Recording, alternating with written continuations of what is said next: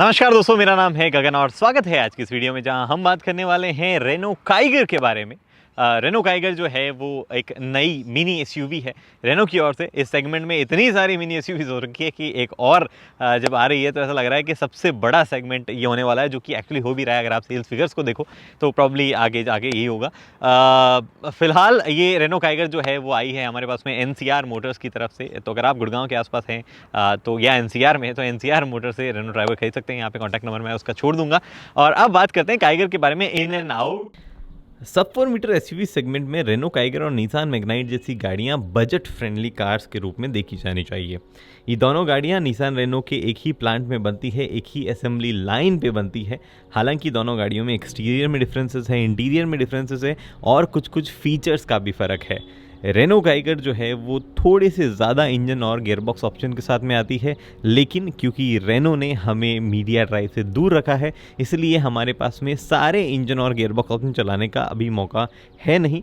धीरे धीरे जैसे गाड़ियाँ बिकना शुरू होगी, आप लोग जो सब्सक्राइबर्स वगैरह हैं उनके पास में गाड़ियाँ जब पहुँचेगी तो हम आपसे लेके बचे हुए इंजन और ट्रांसमिशन ऑप्शन का रिव्यू कर देंगे।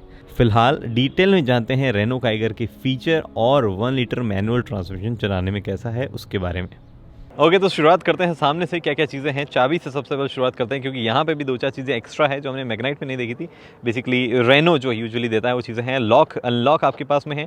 बूट अगर आपको अनलॉक करना हो तो उसका बटन यहाँ पे है। और ये जो आप देख पा रहे हैं ये लाइट का है। अगर आपकी गाड़ी लॉक हो और अगर आपको लाइट से जुड़ी हुई असिस्टेंस चाहिए तो पता नहीं ये काम करेगा नहीं करेगा। बटन अभी तक तो नहीं कर रहा है, बट प्रॉब्ली ये रात में जब आपको लाइट जलानी हो तब काम करेगा। अभी तो ये जो है पर्टिकुलर बटन काम नहीं कर रहा है। उसके बाद में अगर हम बात करें तो फ्रंट में जो है डिज़ाइन काफ़ी सही लगता है। हालांकि कुछ गाड़ियाँ जैसे क्विड वगैरह जो है उनसे थोड़ा सा आपको रिजेम्बलेंस की लगेगी। यहाँ पे डीआरएल दिया गया है, यहाँ पे इंडिकेटर दिया गया है। नीचे ये प्योर विजन एलईडी जिन पे लिखा हुआ है, ये 3 एलईडी लाइट्स दी गई, प्रॉपर एलईडी लाइट सेटअप है और रिफ्लेक्टर्स में है, तो काफ़ी अच्छा थ्रो इनका होना चाहिए। उसके बाद में गाड़ी में फ्रंट में बड़ा सा ऐसा लोगो दिखता है, काफ़ी इंपोजिंग लगता है। एक एसेसरी पैक आता है जिसमें आपको फ्रंट पार्किंग सेंसर्स भी मिल जाएंगे। इसमें वो यहाँ पे हम नहीं देख पा रहे हैं, बट वो एसेसरी जो आएगी उसमें आपको फ्रंट पार्किंग सेंसर्स मिल जाएंगे। माइंड यू यहाँ पे 360 डिग्री कैमरा नहीं है जो कि हमने निसान मैग्नाइट में देखा था, बट इसमें वो जो है नहीं दिखता है। यहाँ पे आपके पास में एलॉय व्हील्स दिए गए हैं जिनकी साइज़ है 16 इंचेस की और टायर है 195/60R16। ये साइज़ के टायर यहाँ पे दिए गए हैं। CEAT secure drive tyre use किए गए हैं। सस्पेंशन वगैरह यहाँ से दिख रहे हैं। काफ़ी मतलब प्रोपोर्शंस जो है गाड़ी के वो अच्छे लगते हैं। हालांकि एक बार की कोई दूर से देखेगा तो थोड़ी छोटी लगती है गाड़ी। मतलब इतनी बड़ी वो फील नहीं होती, हालांकि है भी नहीं होती बड़ी, बट स्टिल जो ओवरऑल ब्लैक ट्रीटमेंट थोड़ा सा बिजी जो है गाड़ी ओवरऑल लगने लग गई है। साइड में आपको एलईडी लाइट्स दी गई है यहाँ पे और पडल लैंप एज एन एसेसरी आएंगे, इसमें नहीं लगे हुए, बट एसेसरी अगर आप लेना चाहते हैं तो पडल लैंप जो है वो भी इसमें आ जाएंगे। उसके बाद में ऊपर रूफ रेल्स दी गई है जो कि प्रॉपर एसयूवी लुक्स को देती है और रियर से जो है डेफिनेटली काफ़ी लोगों को सुंदर लग सकती है। थोड़ा सा मतलब अगेन बीफियर लुक जो है वो देने की कोशिश की है। अब ये बार बार लॉक अनलॉक इसलिए हो रही है क्योंकि ये चाबी जो है ऑटोमेटिकली सेंस करती है, गाड़ी नज़दीक आती है चाबी तो अनलॉक हो जाती है, दूर जाती है तो लॉक हो जाती है। तो ये रियर का कुछ ऐसा सा लुक है। यहाँ पे आपको एलईडी टेल लैंप्स दिए गए हैं, बीच में हेलोजन बेस जो है आपको रिवर्स लाइट और ये जो होता है इंडिकेटर ये वो दिया गया है। टर्बो की बैजिंग है यहाँ पे, काइगर लिखा हुआ है, रेनो यहाँ पे है, उस रेनो के लोगों के बीच में ये कैमरा है और रेनो यहाँ पे ऑब्वियसली लिखा हुआ है। और उसके बाद में ये इसमें काफ़ी स्पेस ऐसे है, इतना सारा स्पेस दिया हुआ है। हाई माउंट स्टॉप लैम्प वहाँ पे है और यहाँ पे आपके पास में शार्क फिन एंटीना आ जाता है। तो ये चीज़ें हैं बाहर। एक चीज़ और, इसका बूट जो है वो एक्चुअल में बड़ा है, काफ़ी बड़ा है। मैग्नाइट के मुकाबले ऑलमोस्ट 69 लीटर्स बड़ा है, जो कि एक अच्छी चीज़ है। काफ़ी अच्छा बूट स्पेस मिलता है और बूट स्पेस अच्छा होने के साथ साथ आपको रियर सीट स्पेस जो है वो भी अच्छा मिल जाता है। ऐसा नहीं है कि रियर सीट स्पेस अच्छा नहीं है। फ्रंट सीट अभी मैंने अपनी हाइट के हिसाब से एडजस्ट कर रखी है और उसके बाद आप देखो तो इतना ज़्यादा जो है वो स्पेस यहाँ पे है और इनफैक्ट हेडरूम अगर आप देखना चाहें वो भी काफ़ी अच्छा है, जो कि एक काफ़ी बढ़िया चीज़ एक्चुअली है। और रियर में अगर आप एमिनिटीज़ की बात करें तो आपके पास में यहाँ पे पावर विंडोज़ का कंट्रोल है, थोड़ा सा ये कभी स्पेस है, इसको पकड़ के आप बंद कर सकते हैं। यहाँ पे एक बॉटल आ जाएगी, इतना ही स्पेस है। और ये रेट्रो जो स्टाइल्स हुआ करती थी वैसा सा आपके पास में ये लॉक एंड लॉक के लिए लीवर है और यहाँ पे ग्रैब हैंडल है। हालांकि डोम लाइट जो है वो थोड़ी सी आगे दी गई है। ऐसा नहीं है कि फ्रंट पैसेंजर और शेयर करते हैं, फ्रंट पैसेंजर के लिए वहाँ अलग है, बट ये यहाँ दी गई, इसको थोड़ा यहाँ दिया जाता तो बेटर होता। स्टिल दी गई है और हेलोजन में है ये सब चीज़ें। हेडरेस्ट जो है वो एडजस्टेबल है और ऑब्वियसली आर्मरेस्ट भी है। आई एम सॉरी, ये कवर्स पन्नियाँ लगी हुई हटाना मैं भूल गया। यहाँ पे दो आपको कप होल्डर का या बर्ड होल्डर का वो है, एक छोटा सा स्पेस है जिसमें आप अपना मोबाइल वगैरह रख सकते हैं। तो मेरा अभी जो मोबाइल पड़ा था यहाँ पे, अगर आप देखना चाहें तो ऐसे आप यहाँ पे रख सकते हैं। अगर आपको मोबाइल चार्ज करना है तो आपको यहाँ पे 12 वोल्ट का एक चार्जिंग सॉकेट दिया गया है। अपना 12 वोल्ट का चार्जर यहाँ पे लगाइए और उसकी यूएसबी के थ्रू आप यहाँ पे मोबाइल चार्ज कर सकते हैं। ये आपको कन्वीनियंस दी गई है। रियर में भी एसी वेंट्स है आपके पास में और ऑब्वियसली सीट्स पॉकेट जो है वो भी है ही। और प्लस ये सीट जो है 60-40 स्प्लिट में नीचे भी गिर जाती है, जो कि अगेन एक अच्छी चीज़ है। स्पीकर्स जो है वो इस ग्रिल के थ्रू क्लियरली विजिबल है, इतनी बड़ी ये ग्रिल है। इनफैक्ट वो सामने वाला स्पीकर जो है मैं लिटरली भी देख पा रहा हूँ। हालांकि मैग्नाइट जो है उसमें ऑप्शनल JBL के स्पीकर्स आते हैं। मुझे नहीं पता काइगर में वो आते नहीं आ पाते, मैं यहाँ पे मेंशन कर दूंगा कि वो यहाँ काइगर में आएंगे नहीं आएंगे, बट मैग्नाइट में ऑप्शनल JBL के स्पीकर सिस्टम आते हैं एसेसरी पैक में। उसके बाद में यहाँ पे एक तो इसको ड्यूअल टोन इंटीरियर कहा जा रहा है, पर जो दूसरी टोन है वो बेसिकली आप ये यहाँ देख रहे हो हल्की सी ग्रेइश, ये सेकंड टोन है। बाकी ब्लैक जो है वो उसको रखा गया है। इस वाले डोर पकड़, एक तो कहीं भी सॉफ्ट टच का इस्तेमाल नहीं है, जो भी आप देख रहे हैं हार्ड टच है। अलग अलग तरीके के टेक्सचर का इस्तेमाल जरूर किया गया है। ये पावर विंडो के कंट्रोल्स है, ये ORVM के कंट्रोल है, ये चाइल्ड लॉक का कंट्रोल है। ये एक बॉटल, प्रॉब्ली यहाँ पे आप दूसरी बॉटल भी रख सकते हैं, ठीक ठाक स्पेस यहाँ पे भी है। इसमें एक और स्टोरेज ऑप्शन आता है जो कि आपको मैग्नाइट में नहीं मिलता है, वो है ये ड्यूअल ग्लोबॉक्स वाला जो है सिस्टम, ये भी आपको मिल जाता है। और नीचे जो दूसरा ग्लोबॉक्स आता है वो वैसा कैसा है, काफ़ी बड़ा है नीचे वाला ग्लोबॉक्स भी, नो डाउट। और ऊपर जो है आपको एक्स्ट्रा भी यहाँ पे ग्लोबॉक्स मिल ही जा रहा है। फिर उसके बाद में इधर से बात करते हैं, यहाँ पे आपके रेगुलर जो कंट्रोल्स है स्टीयरिंग पे वो दिए गए हैं। इस तरफ सारे मीडिया से जुड़े हुए कंट्रोल है वो है, और इस तरफ आपका जो है MID से जुड़े हुए कंट्रोल। मैं गाड़ी स्टार्ट कर लेता हूँ। ओके, इस तरफ आपके MID से जुड़े हुए कंट्रोल जो हैं वो दिए गए हैं। MID आपको कंट्रोल करनी हो तो MID काफ़ी नीट लगती है एक्चुअली, जो कि एक अच्छी चीज़ है इसके बारे में। अगेन आप MID को मल्टीपल टाइप्स में, जैसे कि ये यहाँ पे मोड दिए गए हैं, ये मोड जब आप चेंज करते हैं तो MID चेंज होती है। तो अभी नॉर्मल मोड पे है, अब एको मोड पे है, और अब जो है ये स्पोर्ट मोड पे। तो एक बड़ा डिफरेंस जो है अब स्पोर्ट मोड पे, तो बड़ा डिफरेंस जो है वो आप इधर देखेंगे कि आपको अलग अलग रीडिंग दिखाएगा, हॉर्स पावर, न्यूटन मीटर जो स्पोर्ट मोड पे दिखा रहा है। अगर आप एको मोड पे शिफ्ट करेंगे तो आपको यहाँ पे फ्यूल एफिशिएंसी दिखा रहा है। अगर आप नॉर्मल मोड पे शिफ्ट करेंगे तो यहाँ पे टाइम दिखा रहा है, स्पीडोमीटर दिखा रहा है। अगेन यहाँ फ्यूल एफिशिएंसी दिखाता ही जा रहा है। तो ये कुछ मोड्स में जो है चेंज करेंगे तो इस वाली स्क्रीन पे भी चेंजेस आ जाएंगे। अब इसमें क्या क्या इन्फॉर्मेशन है वो देख लेते हैं। यहाँ पे आपको एवरेज दिखा रहा है, रियल टाइम फ्यूल एफिशिएंसी, ये सब इस बटन को दबाने से हो रहा है। यहाँ पे ट्रिप A आपको दिखा रहा है। उसके बाद में इसको अगर टॉगल करेंगे तो ट्रिप B दिखा देगा। उसके बाद में यहाँ पे सर्विस कब करवानी है वो बता देता है, टाइम और किलोमीटर। डिमिंग कंट्रोल अगर आपको चाहिए तो इसके अंदर आप इंक्रीज और डिक्रीज ब्राइटनेस कर सकते हैं। तो इससे जो है अब जब आप नीचे करेंगे तो ओवरऑल ब्राइटनेस जो है वो डिम और लाउड हो जाएगी। उसके बाद में हम बैक आते हैं और नेक्स्ट वापस वही स्क्रीन जो है मेन स्क्रीन आपके पास में आ गई है। तो ये यहाँ पे कंट्रोल्स आपको मिलते हैं। इस तरफ आपका कूलेंट टेम्परेचर है, जो कि थोड़ा मतलब हाँ, ये एक मैग्नाइट में काफ़ी लोगों ने पूछा था कि कूलेंट टेम्परेचर ऑलरेडी इतना हाई क्यों है। बेसिकली ये नॉर्मल को यहाँ पे दिखाता है, उसके बाद जो है आगे इंक्रीज होना शुरू होता है। तो यूजुअली हम देखते हैं मोस्टली मिड में ही रहता है, तो यहाँ इसका मिड जो है आप ये मान लीजिए कुछ इस तरीके से इसका मान लीजिए। प्लस इस तरफ आपका फ्यूल कितना है वो है, और बाकी कुछ वार्निंग लाइट्स है जो कि स्टार्ट करते हुए हमने देखी होगी। तो वो वार्निंग लाइट्स, ये देखो, ये सारी वार्निंग लाइट्स वगैरह है जो कि आपको यहाँ दिखती है। एक बढ़िया सी जो है ग्राफिक जो है वो इससे पहले आ जाती है यहाँ पे, जो कि अगेन थोड़ी सी अच्छी लगती है। उसके बाद में इस तरफ आपके कंट्रोल्स है वाइपर से जुड़े हुए, और इस तरफ आपके कंट्रोल्स है लाइट से जुड़े हुए। ऑटोमेटिक हेडलैम्प्स आपको नहीं मिलता है, एम्बिएंट लाइटिंग मिलती है। तो आप ये देख पा रहे हैं नीचे एम्बिएंट लाइटिंग है, ये यहाँ है, और इसको आप इसको बंद भी कर सकते हैं। तो ये बटन आपको यहाँ पे दिख रहा है, इसको आप अगर दबाएंगे तो एम्बिएंट लाइटिंग जो है वो बंद हो गई है। तो अभी यहाँ पे कोई एम्बिएंट लाइटिंग नहीं है। उसके बाद में आप थोड़ा सा सीट को पीछे कर देता हूँ, और आपको यहाँ पे जो है दूसरी तरफ एक तो ये स्टीयरिंग जो है ये आप एडजस्ट कर सकते हैं, बट आप इसको सिर्फ ऊपर नीचे कर सकते हैं। आप इसको हाइट रीच जो है आगे पीछे उसके लिए एडजस्ट नहीं कर सकते हैं, टेलीस्कोपिक वे में नहीं कर सकते हैं, सिर्फ टिल्ट के लिए कर सकते हैं। और ये आपकी टच स्क्रीन है जो कि again wireless Android auto Apple CarPlay के साथ में आती है, जो कि एक कमाल फीचर है, हर मैन्युफैक्चरर्स को देना चाहिए। बहुत ही कम मैन्युफैक्चर में आता है, मतलब Hyundai की कुछ गाड़ियों में आता है, बट वो भी लोअर वेरिएंट में आता है, टॉप एंड में नहीं आता है। बट ये सारे मैन्युफैक्चरर्स को धीरे धीरे इंप्लीमेंट करना चाहिए wireless Android auto Apple CarPlay. उसके बाद में टच स्क्रीन जो है वो दिखने में भी मतलब काफ़ी अच्छे कलर, थोड़े से फीके आपको लगते हैं, बट मेरे ख्याल से इस बजट में जो है काफ़ी सही टच स्क्रीन आपको ये लगेगी। मैं होम पे आता हूँ, ये इसका बेसिकली जब ये ऑफ होती है तब ऐसी दिखती है। यहाँ पे टाइम दिख रहा है, यहाँ पे आपको नीचे डेट दिख रही है, ऊपर टाइम दिख रहा है। मैं ऑन करता हूँ। Radio, media, phone, vehicle settings, settings में हम आते हैं। वॉल्यूम, लाउड, ये ऑडियो सेटिंग्स है। डिस्प्ले सेटिंग्स आपको यहाँ मिल जाएगी। डिवाइसेस से जुड़ी हुई सेटिंग आपको यहाँ मिल जाएगी। सिस्टम जो है फैक्ट्री सेटिंग अगर आपको करनी है तो वो यहाँ दिख जाएगी। व्हीकल्स में जब आप आएंगे तो व्हीकल सेटिंग जो है आप यहाँ से कर सकते हैं। Rear view camera on off ये वाला है पार्क असिस्ट के टाइम पे। उसके बाद में ड्राइविंग एको से जुड़ी हुई सेटिंग है, ये आपको बताता है कि आप कैसे चला रहे हैं। रेनो की और भी कई गाड़ियों में आपने देखा होगा इको कोचिंग वगैरह, ट्रिप रिकॉर्ड वगैरह जो है वो यहाँ दिखाता है। इंटरेस्टिंगली यहाँ पे रेनो ने अपने ही ऑयल की ब्रांडिंग करी है, जो कैस्ट्रॉल GTX इसके साथ में आता है। रेनो पहले रेनो का टाइप किसी और ऑयल ब्रांड के साथ में था, शायद अब वो उसकी ब्रांडिंग यहाँ पे नहीं आ रही है। एंटिसिपेशंस वगैरह, गियर शिफ्ट वगैरह ये दिखाता है आपको कहाँ क्या होता है। ट्रिप रिपोर्ट जो है आपकी वो भी यहाँ पे दिखाता रहेगा। ये फ्यूल एफिशिएंसी कम यहाँ पे इसलिए है क्योंकि गाड़ी obviously most of the time खड़ी रहती है, तो उस वजह से है। बाकी फ्यूल एफिशिएंसी इससे तो ज़्यादा ही होगी डेफिनेटली। इसके बाद में नीचे की ओर अगर आप आएंगे तो आपके पास में यहाँ है ऑटोमेटिक क्लाइमेट कंट्रोल से जुड़े हुए ऑप्शन। अब ये जो आप देख पा रहे हैं ये आपका फैन से जुड़ा हुआ है। ये आपका टेम्परेचर आप यहाँ से सेट कर सकते हैं। बीच में एक स्क्रीन दी गई जो आपको टेम्परेचर बताती रहती है, और यहाँ पे मोड आप दिए गए हैं। और आपको इतना माथाफोड़ी नहीं करनी है, आप सिंपली यार यहाँ से 24 सेट किया और ये ऑटो दबाया। मोस्टली सब ये सही कंडीशन, हर कंडीशन के हिसाब से टेम्परेचर सही है। यहाँ पे कोई भी वायरलेस चार्जिंग ऑप्शन नहीं है, बट एक फ़ोन रखने की जगह आपको दी गई है। और वायरलेस चार्जिंग अगर आपको चाहिए तो एक एसेसरी पैक आता है, उसमें आप ले सकते हैं। यहाँ USB दी गई है आपको, और यहाँ पे जो है स्टार्ट स्टॉप दिया गया। नीचे भी ऑप्शन है आपके पास फ़ोन रखने का। ये 5 स्पीड का गियर बॉक्स है। यहाँ पे मोड्स चेंज करने हैं तो नॉर्मल में, एको में, स्पोर्ट में, ये सब ऑप्शन है आपके पास में। ये एम्बिएंट लाइटिंग वाला कंट्रोल जैसे मैं बता रहा था। उसके बाद में यहाँ पे बहुत ही बड़ा स्पेस दिया गया है। अगर आप देखें तो ये देखो इतना ज़्यादा स्पेस जो है वो यहाँ पे आपके पास में है। और ये जो आर्मरेस्ट है ये यहाँ पे मैग्नेटिकली चिपक जाती है। तो ये अभी तो इस वाले वेरिएंट पे तो सही काम कर रही थी। एक और डीलरशिप पे अगर आपने इंस्टाग्राम पे देखा तो मैंने बताया था कि ऊपर ही रह जाती है, बट ये वाली एकदम सही यहाँ पे काम कर रही है। उसके बाद में ऊपर की तरफ यहाँ पे रेगुलर ऑटो डिमिंग नहीं, मैनुअल डिम करने वाला ये मिरर है।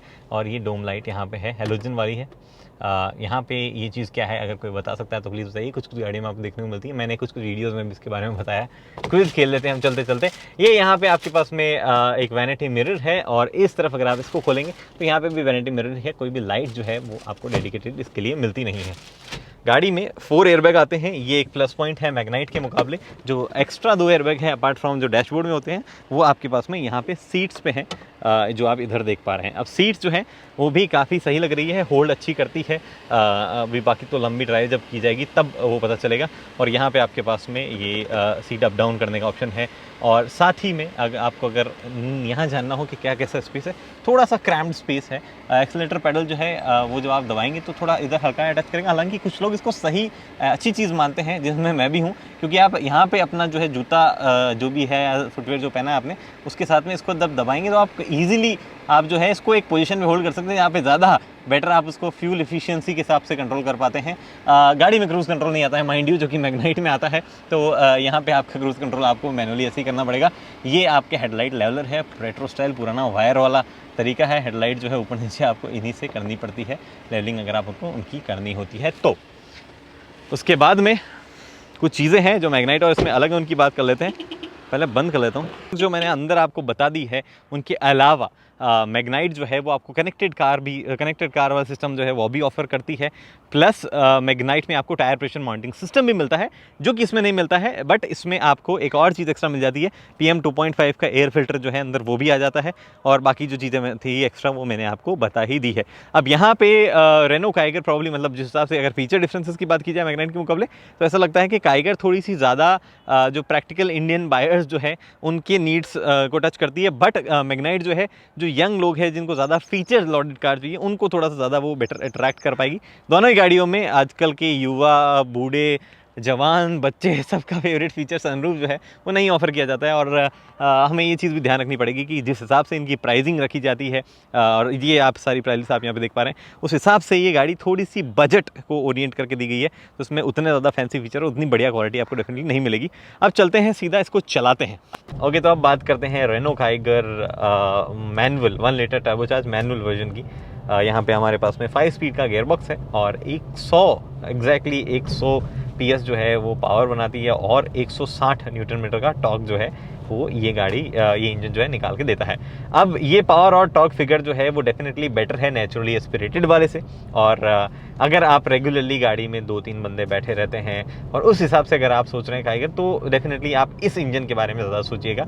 अब मैनुअल के बारे में सोचना है या सीवीटी के बारे में, वेल देखो दोनों इंजन दोनों जो गियर बॉक्स है मैनुअल और सीवीटी, वो हमने निसान मैग्नाइट भी चलाए थे और सेम सॉर्ट ऑफ फीलिंग्स यहाँ है। तो आप एक बार वो जो है मैग्नाइट वाले की ड्राइव इंप्रेशन देख सकते हैं डिटेल में जानने के लिए।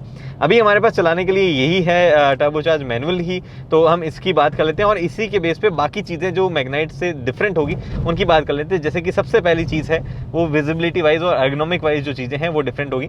तो एर्गोनॉमिक वाइज मुझे एक चीज़ बहुत अच्छी लगी, वो ये कि ये टच, ये जो स्क्रीन है बीच में ये यहाँ पे पैनल जो दिया गया है एमआईडी के लिए, ये बेटर है, इसकी रीडिंग्स बेटर है। हालांकि छोटे छोटे हैं, थोड़े से बड़े होने चाहिए। जैसे फ्यूल जो है एफिशिएंसी वाला थोड़ा छोटा सा पार्ट है और साइड में क्लॉक सा दिखा था वो थोड़ा छोटा है, थोड़े से उनको बड़े दिए जाते हैं, बट स्टिल ये बहुत ही नीट दिखता है मैग्नाइट के कंपैरिजन में। ए पिलर वगैरह जो है वो उतना मतलब ऑलमोस्ट सिमिलर से ही लग रहे हैं। थोड़ा सा बेटर ए पिलर किया जाना चाहिए था, थोड़ा ब्रॉड टाइप का ये हो गया है, बट कोई भी ऐसे शिकायत वाली चीज़ नहीं है। बोनेट भी आपको काफ़ी हद तक दिखता है, तो ऐसा इशू नहीं होना चाहिए कि बोनेट विजिबल नहीं हो पा रहा है। अगेन ये IRVM थोड़ा सा मतलब जो कहते हैं कि उस फिट हो जाता है, वो पूरी जो पीछे की जो स्पेस दिया गया विंडशील्ड उसमें फिट तो हो जाता है, बट थोड़ा सा ये ऐसा लगता है कि एकदम क्वालिटी थोड़ी सी बेटर होनी चाहिए थी, या फिर इलेक्ट्रोक्रोमिक मिरर अगर दिया था तो और ही बढ़िया वो चीज़ हो जाती। बाकी ओवरऑल विजिबिलिटी वगैरह के वाले मामले में कोई शिकायत नहीं होनी चाहिए, अच्छा दिखता है। ORVM से IRVM से भी अच्छा दिखता है। आसपास आप थोड़े से ऊंचे भी बैठते हैं फॉर्चुनेटली, तो वो भी एक अच्छी चीज़ है। सीट एडजस्टमेंट भी डेफिनेटली आपको हाइट एडजस्टमेंट जो है मिलता है टॉप एंड में, तो वो भी आप देख सकते हैं। एर्गोनॉमिक वाइज गाड़ी का हर एक पार्ट वगैरह जो है, जो यहाँ पे बटन जहाँ भी आपको पहुँचना हो वो रीच में है। एम्बिएंट लाइट मिलती है इस वाले वेरिएंट में जो मैं चला रहा हूँ, तो आप एम्बिएंट लाइट ऑब्वियसली उसकी वजह से रात को अगर आपको देखना हो कहाँ पे क्या बटन है, तो थोड़ा सा वो भी ईजी जो है वो हो जाएगा। एर्गोनॉमिक वाइज भी मुझे ऐसी कोई बड़ी शिकायत जो है वो उसमें लग नहीं रही है फिलहाल तो। बाकी जब लंबे टाइम के लिए हम चलाएंगे तब थोड़ी और ज़्यादा चीज़ें जो है बेहतर तरीके से पता चल पाएगी। उसके बाद में बात आती है गाड़ी की राइड, सस्पेंशन, हैंडलिंग वगैरह की। तो हैंडलिंग तो अभी मैंने हाईवे वगैरह पे इतनी चलाई नहीं है, तो मैं वो बात नहीं करता हूँ। मैं पहले बात करता हूँ कि राइड वगैरह कैसी है, सस्पेंशन वगैरह कैसे है। सस्पेंशन एक्चुअली काफ़ी अच्छे हैं इस सेगमेंट में। अगर बात करें हम तो जो गाड़ियाँ महंगी आती है जो थोड़ी सी बेटर है काफ़ी सारे मामलों में, जैसे कि वेन्यू, सोनेट, ब्रेजा हुई, उसके बाद में एको स्पोर्ट है वहाँ पे, तो ये जो गाड़ी नेक्सॉन है वहाँ पे, ये जो गाड़ियाँ हैं इनमें सस्पेंशन के मामले में थोड़ी सी ज़्यादा अच्छी, मतलब जो इंडियन कंडीशन के हिसाब से वो ब्रेजा है, नेक्सॉन है, और XUV 300 भी ठीक ठाक है। और सोनेट और वेन्यू थोड़े से स्टिफ जो है वहाँ पे होते हैं, कई गड्ढों में वो आवाज़ करती है गाड़ियाँ। लेकिन यहाँ पे मैग्नाइट जो है वो भी सरप्राइजिंगली अच्छी थी, और टाइगर क्योंकि सेम ही चीज़ें हैं, प्लेटफॉर्म वगैरह सब सेम है, तो वो भी सस्पेंशन में उसमें भी जो है कोई इशू नहीं आ रहा है। अच्छी तरीके से जो ख़राब सड़कें हैं वो हैंडल कर रही है गाड़ी। स्टेबिलिटी वगैरह जो है हाईवे पे ही हम टेस्ट कर पाएंगे, जो कि मैग्नाइट में अच्छी थी, तो प्रॉब्ली टाइगर के साथ में भी जो है अच्छी ही होनी चाहिए। और रही बात हैंडलिंग की, तो डिसेंट ही कही जाएगी हैंडलिंग, ऐसे मतलब कोई ऐसी फिनोमिनल नहीं लग रही है। अच्छी बात ये कि सिटी में लाइट है और थोड़ा सा वेट जो है स्पीड गेन करने पर आ रहा है। फिर बात आती है ओवरऑल एक्सपीरियंस, मैनुअल चलाने का जो एक्सपीरियंस है वो कैसा है। तो यहाँ पे मैनुअल चलाने का एक्सपीरियंस, पहली चीज़ तो ये है कि क्लच का ट्रैवल थोड़ा लंबा है, और ऐसे मतलब बाइटिंग पॉइंट एक जगह का है, तो थोड़ा सा ट्रैवल अगर बाइटिंग पॉइंट जो है वो मतलब, क्योंकि बाइटिंग पॉइंट ऑलमोस्ट ऊपर आता है तब जाके वहाँ पे आता है, तो इससे बेटर है कि उस ट्रैवल को थोड़ा सा रिड्यूस करने वाली जो चीज़ वो की जाती तो बेटर होता। हालांकि मतलब बाइटिंग पॉइंट वाली चीज़ हो सकता है आदत आपको पड़ जाए, बट अगर आपके घर में कोई और मैनुअल ट्रांसमिशन है तो फिर आपको ये थोड़ा सा ऑड लगेगा। अगर आपके घर में कोई मैनुअल ट्रांसमिशन नहीं है तो फिर आपको ये ऑड नहीं लगेगा, आदत जो है आपको इसकी पड़ जाएगी। इंजन की परफॉर्मेंस कैसी है? वेल, इंजन की परफॉर्मेंस के मामले में यहाँ पे एक और चीज़ ऐड हो जाती है जो कि मैग्नाइट में नहीं आती थी, वो ये कि गाड़ी में मिलते हैं आपको 3 मोड, इको, नॉर्मल और स्पोर्ट मोड। अब ये चीज़ जो है हमें मैग्नाइट में मतलब ऐसे मोड्स वगैरह जो है वो मैग्नाइट में सिर्फ उनके CVT में देखने को मिलते थे, एक छोटा सा बटन हुआ करता था, बट यहाँ पे आपको हर वेरिएंट में ये जो मोड जो है, हर इंजन ऑप्शन में ये मोड आपको यहाँ पे दिखने मिल जाएंगे। अब एको मोड में मैं डालता हूँ, और क्या फ़र्क है? वेल, स्टीयरिंग वगैरह में कोई फ़र्क नहीं, जो फ़र्क आएगा वो इंजन के रिस्पॉन्स में आएगा। एको में बेसिकली मैं एक्सीलेटर पैडल दबा रहा हूँ तो भी गाड़ी जो है ऐसे स्लोली से रिस्पॉन्ड कर रही है। मैं जोर से भी दबा दे रहा हूँ एक्सीलेटर पैडल तो भी स्लो ही जा रही है, ऐसे नहीं है कि हल्का सा टैप करने पर स्लो है और जोर से दबाऊंगा तो नॉर्मल हो जाएगी, जोर से भी दबाने पर भी स्लो ही जा रही है। अभी मैंने पूरा पैडल दबा रखा है बट फिर भी गाड़ी स्लो से ही उठती है। अब मैं ये नॉर्मल में डालता हूँ, जो कि बीच में ऐसे दबाने पर नॉर्मल में आ जाएगा। नॉर्मल में थोड़ा सा डिफरेंस आया है। एक्सीलेटर पेडल जब मैं हार्ड प्रेस करता हूँ और टर्बो स्पूल होने लग जाता है, उसके बाद में डिफरेंस नज़र आने लगता है। उसके बाद मैं अगर स्पोर्ट मोड में डालता हूँ गाड़ी को, तो स्पोर्ट मोड में क्या डिफरेंसेस है वो मैं ट्राई करता हूँ। एक्चुअली इतना कुछ ज़्यादा डिफरेंस जो है उसकी परफॉर्मेंस में नहीं आया है। इस जस्ट के MID पे जैसे जैसे जो मैंने आपको बताया मोड चेंज करोगे तो MID पे डिफरेंट रीडिंग्स आ जाएगी, तो वो आ जाती है। डेफिनेटली एको मोड के कंपैरिजन में स्पोर्ट मोड में थोड़ा सा चेंजेस है, बट एको और नॉर्मल में आप इतना ज़्यादा जो है डिफरेंशिएट शायद नहीं कर पाएंगे। तो वो है एको और स्पोर्ट के बीच में डिफरेंशिएट, एको और नॉर्मल के बीच में आप इतना डिफरेंशिएट जो है वो नहीं कर पाएंगे। NVH के मामले में गाड़ी में थोड़े और इंप्रूवमेंट किए जाने चाहिए। काफ़ी लाउड ये इंजन हो जाता है, बट सिटी वाली स्पीड पे तो आपको सुनाई नहीं देगा। वो हाईवे पे जब आप ऐसे क्रॉस करने लगेंगे तब आपको ज़रूर जो है वो चीज़ें सुनाई देने लगेगी कि काफ़ी लाउड जो है वो इंजन हो रहा है। टर्बो लैग गाड़ी में क्लियरली एविडेंट है। अगर आपको टर्बो लैग जैसी चीज़ अवॉइड करनी है तो आपको उसके लिए गाड़ी को हमेशा से जो है मतलब हमेशा 1800-2000 RPM के पास रखना पड़ेगा। उसके बाद जो है गाड़ी में ज़रूर काफ़ी मतलब ऐसे पुश जो है मिलने लगता है। और एक बार आप 2500 RPM के आसपास होते हैं तो गाड़ी जो है अपने कंफर्टेबल जोन में होती है। अच्छी बात ये है कि गियरिंग काफ़ी सही है 5th गियर की, तो जब भी आप मतलब ऐसे हाईवे पे क्रूज़ वगैरह कर रहे होंगे तो आपको फ्यूल एफिशिएंसी जो है वो अच्छी मिल जाएगी। एक बार एको मोड में डाल देते हैं और फ्यूल एफिशिएंसी जो है उसकी भी हम थोड़ी सी बात कर लेते हैं। तो फ्यूल एफिशिएंसी मेरे ख्याल से इंजन मतलब देखो ज़्यादा तो हम चला नहीं पाए, बट जो निसान मैग्नाइट में जो हमें फिगर्स मिल रहे थे वो मैं आपको यहाँ पे मेंशन कर देता हूँ। हो सकता है थोड़ा बहुत फ़र्क आ जाए मैग्नाइट और इसके फ्यूल एफिशिएंसी फिगर्स में, बिकॉज क्या होता है कि गाड़ी के एरोडायनेमिक्स वगैरह का भी फर्क होता है, क्योंकि बाहर के पैनल्स जो है वो बदले गए, तो एरोडायनेमिक्स कभी कभी जो है आगे पीछे हो जाते हैं, उसकी वजह से फ्यूल एफिशिएंसी चेंज हो जाती है। बाकी वेट में दोनों गाड़ियों में ज़्यादा डिफरेंस है नहीं। बाकी गियर शिफ्ट वगैरह जो है वो थोड़ा सा मतलब अटक के ही ऐसे जाता है गियर, इतना स्मूथ नहीं है, बटरी स्मूथ नहीं है। लेकिन क्लच का जो वेट है वो अच्छा है, लाइट है। हालांकि ट्रैवल लंबा है जैसा मैंने आपको बता ही दिया है। एक चीज़ इस गाड़ी के बारे में बड़ी वियर्ड है, वो ये कि जब भी आप रिवर्स लगाते हो तो रियर वाइपर जो है वो अपने आप चालू हो रहा है। पता नहीं कोई कर्टसी वाइप जैसा कोई फीचर है या वो ऐसे ही हो रहा है। तो ये सब कुछ है रेनो काइगर के बारे में। अभी ज़्यादा वेरिएंट्स हम चला नहीं पाए हैं प्रॉपर्ली सारे वेरिएंट्स, और एक बार जब मतलब थोड़े लंबे टाइम के लिए चलाने को मिलेगा, अगर रेनो ऐसा मौका देगी तो हम डेफिनेटली जो है और बेहतर तरीके से आपको बता पाएंगे इसके पॉजिटिव्स और नेगेटिव्स। फ़िलहाल फर्स्ट इंप्रेशंस में गाड़ी कैसी लग रही है ये मैंने आपको बता दिया है। अगर आपके कोई सवाल रह गए हो जो बता नहीं पाया हूँ, या अगर आपको कंसल्टेंसी लेनी है या व्हाट्सएप ग्रुप ज्वाइन करना है, तो उसके लिए यूट्यूब में कॉमेंट सेक्शन है और कंसल्टेंसी वगैरह के लिए ज्वाइन बटन है, वो आप दबा के उसको सर्विसेज को ले सकते हैं। फिलहाल इस वीडियो में इतना ही। उम्मीद करता हूँ वीडियो पसंद आए दोस्तों लाइक शेयर सब्सक्राइब आप कर सकते हैं। अगली वीडियो तक दोस्तों हेलमेट पहनिए, सीट बेल्ट पहनिए, सुरक्षित चलिए। धन्यवाद।